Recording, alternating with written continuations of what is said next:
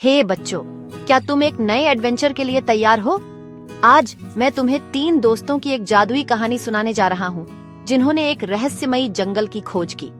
तो आराम से बैठो और अपनी कल्पना को उड़ान भरने दो।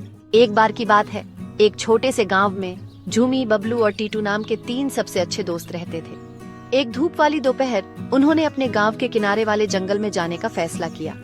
उन्होंने वहां छिपी जादुई चीजों के बारे में कहानियां सुनी थी।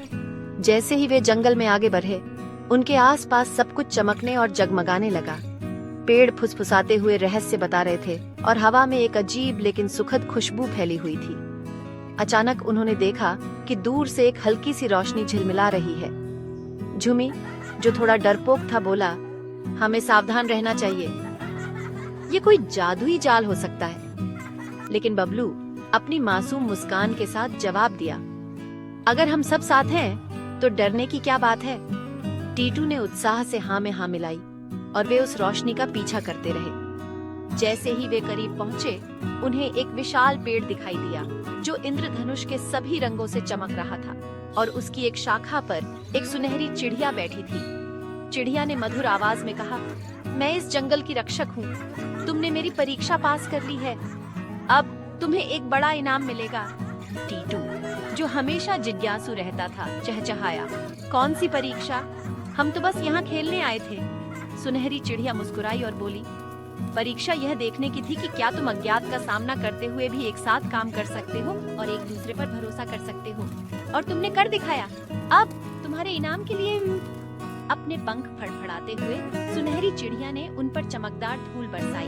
अब तुम में से हर एक की एक जादुई विश पूरी होगी, उसने घोषणा की।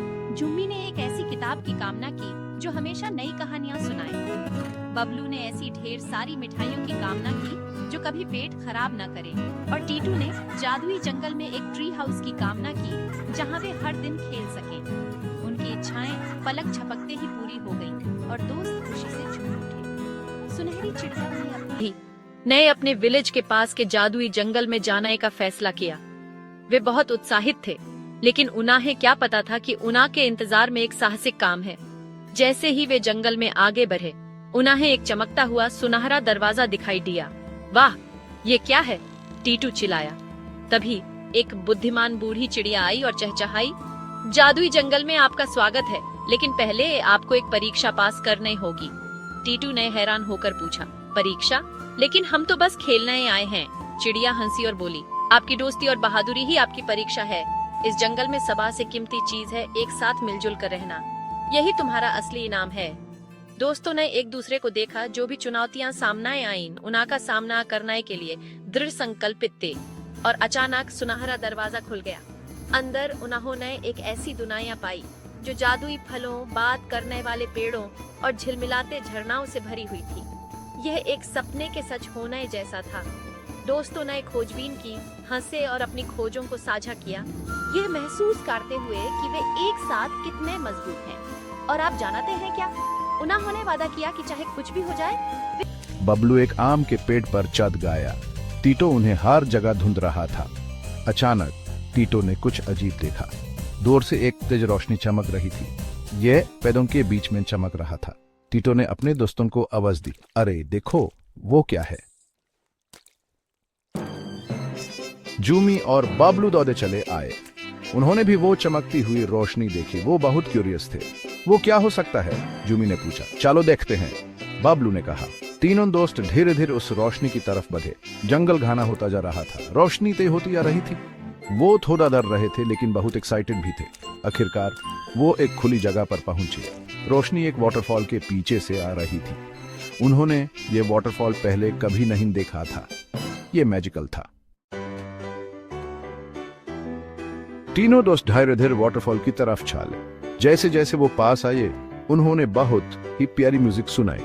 वो बहुत सॉफ्ट और सुहानी थी। वो वाटरफॉल के पीछे झांके। वहीं उन्होंने एक बहुत ही अमेजिंग नजारा देखा। सैकड़ों छोटी छोटी फेरीज नाच रही थीं और गा रही थीं। फेरीज के आसपास चमकते हुए फूल और स्पार्कलिंग क्रिस्टल्स से लाइट आ रही थी। फेरीज ने बच्चों को देखा और म्यूजिक बंद कर दी। वो हंसते हुए उनके पास उड़कर आईं। एक छोटी सी फेरी ने कहा, वेलकम चिल्ड्रन, हम आईएसएस जंगल के ये गार्डियंस हैं। टीटो, जूमी और बबलू हैरान रह गए। उन्होंने पूरा आफ्टरनून फेरीज के साथ खेलते हुए बिताया। उन्होंने जंगल के मैजिक के बारे में सीखा। फेरीज ने उन्हें जंगल और उसके क्रीचर्स की रक्षा करना सिखाया। जैसे ही सूरज ढलने लगा, बच्चों के घर जाने का समय हो गया। फेरीज ने उनमें से हर एक को एक मैजिकल सीड दिया। उन्होंने कहा, इन सीड्स को लगाओ और इन्हें ग्रो होते हुए देखो। ये तुम्हें जंगल के मैजिक की याद दिलाएंगे। टीटो, जूमी और बबलू ने उस दिन एक वैल्यूएबल लेसन सीखा। जंगल सरप्राइजेस से भरा था, लेकिन सबसे इंपॉर्टेंट बात यह थी कि उन्होंने सीखा मैजिक तब होता है जब आप उसमें बिलीव करते हैं। और उन्होंने जंगल और उसके सभी वंडर्स की रक्षा करने का प्रॉमिस किया।